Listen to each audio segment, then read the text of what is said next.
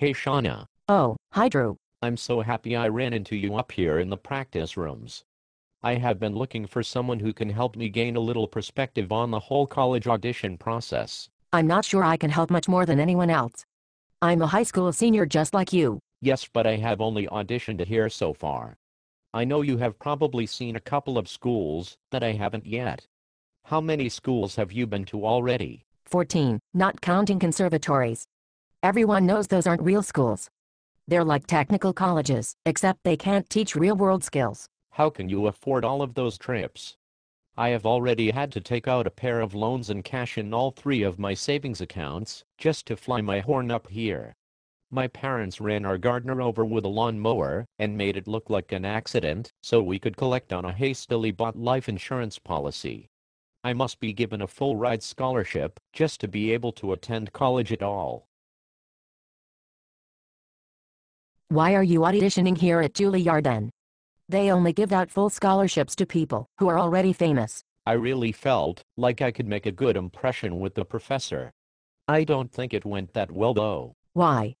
What happened? Well, I sat down to audition, and my cell phone went off. It was my homeboy Daryl. The ringtone I have set for him is My Humps by the Black Eyed Peas. I didn't want to make it look like I didn't care about the music, so I sang along through the entire song. It was fortunate that I had memorized the lyrics during my copious free time. Wow. That seems pretty disastrous. At least you did not answer the call. Yes. I'm not an idiot. And, after it had finished ringing, I also managed to sneak in a quick tweet. Your balls must be the size of cantaloupes. The doctor said that was just a side effect. So how were your excerpts? Actually, I never had to play any.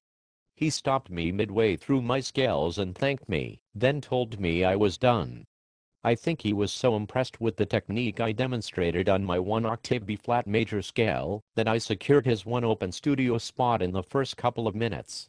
I was so fortunate because I'm not proficient in any of the sharp keys. I believe that is why Juilliard will accept me.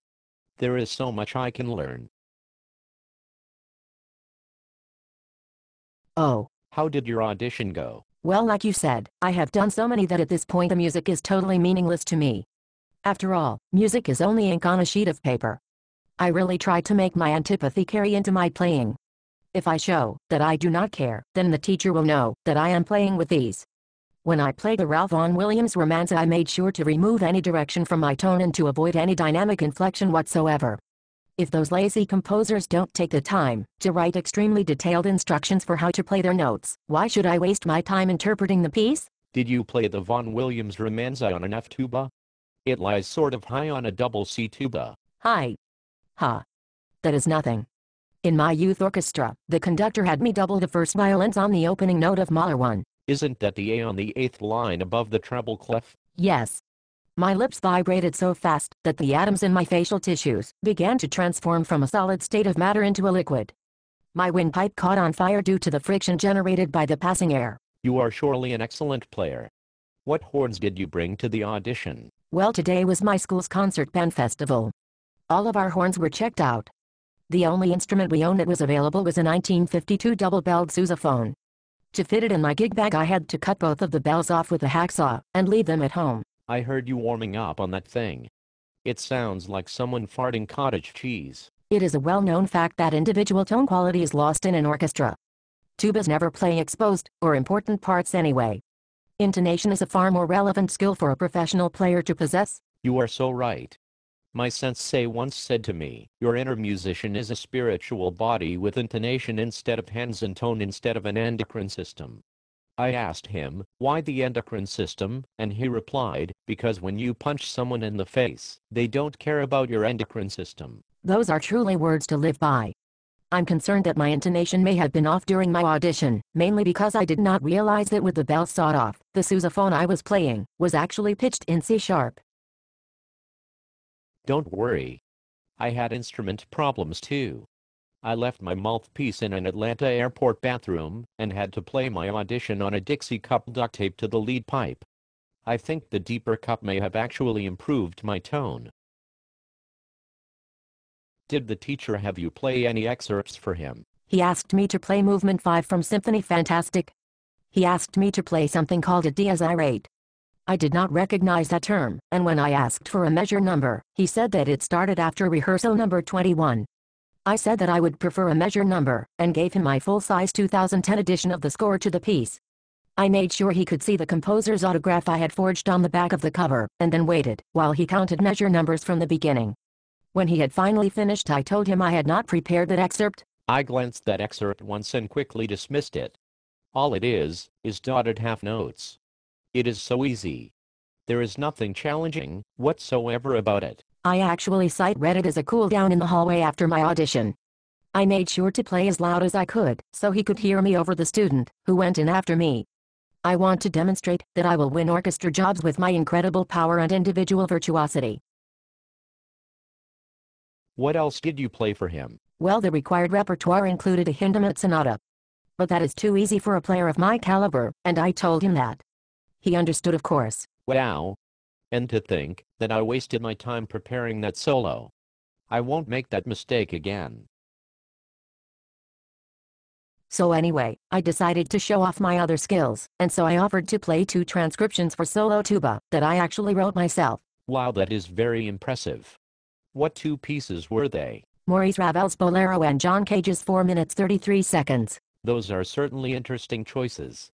But I know trombone players often audition on the Bolero, so that is definitely a legit piece. Of course it is. I am not an amateur. Unfortunately, I had not actually finished the transcription for the Cage piece, so had to improvise the last 100 bars. That must have been very difficult, but you are so skilled, I'm sure it went fine. But I simply cannot play without sheet music in front of me. When I read that our scales had to play it from memory, I went ahead and wrote out all of them on the borders of my solo literature. I thought you said you weren't proficient in any of the sharp keys. I'm not. I use enharmonic keys instead. Do you know what those are? Of course I do. I have taken composition-based theory classes since I was 3.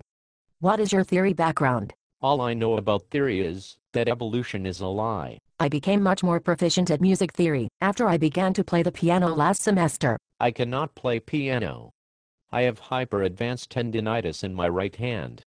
I cannot move any of my fingers without feeling the fury of 1,000 suns punched through my forehead in a concentrated fist of blinding pain.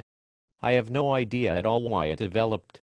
It has really hampered my tuba playing, especially since it began in the 3rd week of my epic Clark study routine. I know the Herbert L. Clark studies are very important for technical development.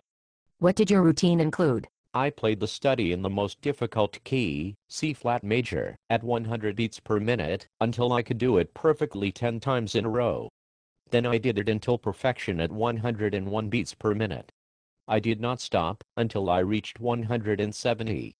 I did it every day for 3 weeks, sometimes twice or more a day, until I was satisfied with my ability. I was intensively targeting one of my weak spots. You are so dedicated. I barely completed all of my college applications. I know, right? They had the nerve to ask me to submit a preliminary recording, as if they had never heard of me before. So I sent them a pirated copy of George Solti with the Chicago Symphony Orchestra doing Bach's St. Matthew Passion. You know they never read any of that stuff anyway. When they asked me what I intended to play at my audition, I just wrote, the tuba. Haunt.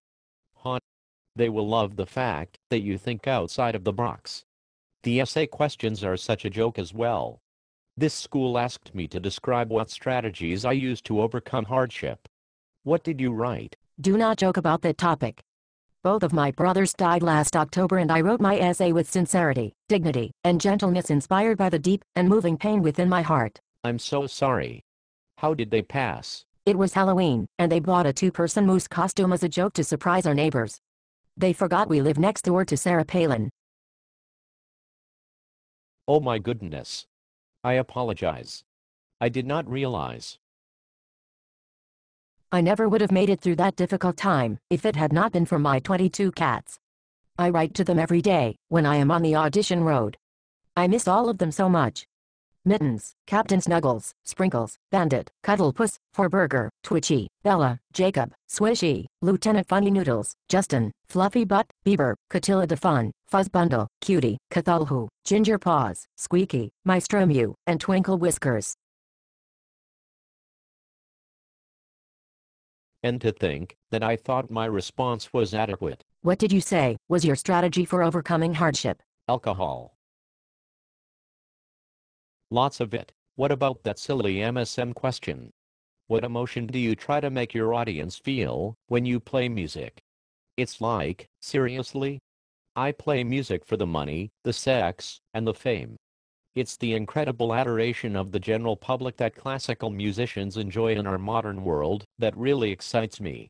I look forward to many opportunities presented by my prestigious and respected career, particularly the opportunity to seduce starstruck groupies, especially when they are underage boys. Emotion does not factor into my playing at all. I always play with a detached, uninterested character to my sound. That is what I aim for when I perform. It is great that you have a goal in mind. How did you answer the question, though?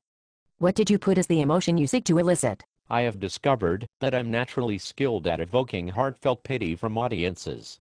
I wrote about the sincere condolences I receive after every concert. You are a true artist. Unfortunately, I have little to no public performance experience. Is that so? I thought you said that you played in a public concert alongside Arnold Jacobs. I did. But that's about it. Tell me about that. How did you meet him? I was walking along the overgrown railroad tracks that run behind my house from the chemical plant to the gravel mine, and I saw a man roasting a squirrel over a pile of burning garbage under the 2nd Street Bridge. He was wearing a map of the United States as a blanket, and when I snuck a look at it, it was clear Chicago was on that map. That is how I knew it was the legendary Jacobs. That was very astute of you to check his identity like that. He was a surprisingly poor player. I even had to show him how to hold the horn. And I was not impressed with his pedagogical knowledge either. I was disappointed by a big name as well. I went to the New York Phil concert 3 weeks ago, and Alan Bear did not even bother to show up to the concert. How incredibly unprofessional. I hope the program wasn't ruined by his absence. They were doing a pair of Mozart piano concertos and Schumann too. I left in the middle of the first movement. I was crushed to see someone who I had thought of as an inspirational musician show such a total disregard for artistic creation. More importantly, do you know how much I paid for those tickets? He made them totally worthless. I agree. Music just isn't relevant at all if my instrument does not play a featured role. Whenever a pianist or string player begins to talk to me, I mentally shut down. I know I cannot learn anything from them, because they play an instrument with a totally different name than mine. To be honest, I'm even somewhat disenchanted with this school. I was not aware that Juilliard did not have a nationally ranked football team. What the heck am I supposed to do on Saturdays? You are right. Without academic classes, there is no need to study or work on weekends. Well, I had better get going. I have an audition at the San Francisco Conservatory in 6 hours. Good luck with that. What are you doing tomorrow? Maybe we could play duets? Tomorrow I audition at Mans and then at USC. Monday I set out to London, before going to Japan on Wednesday. I also got Berlin Phil tickets for Thursday, and on Friday I am planning to be in Sydney, to play in the YouTube Symphony Orchestra. Michael Tilson Thomas is my BFF. I'll probably just go home and chill for the week before I audition again next weekend. I really need to relax, so I probably won't practice. Playing the tuba is a miserable job, you know. It's a good thing that once I get a job I don't have to practice anymore. I'm looking forward to that day too. Good luck next weekend. You too.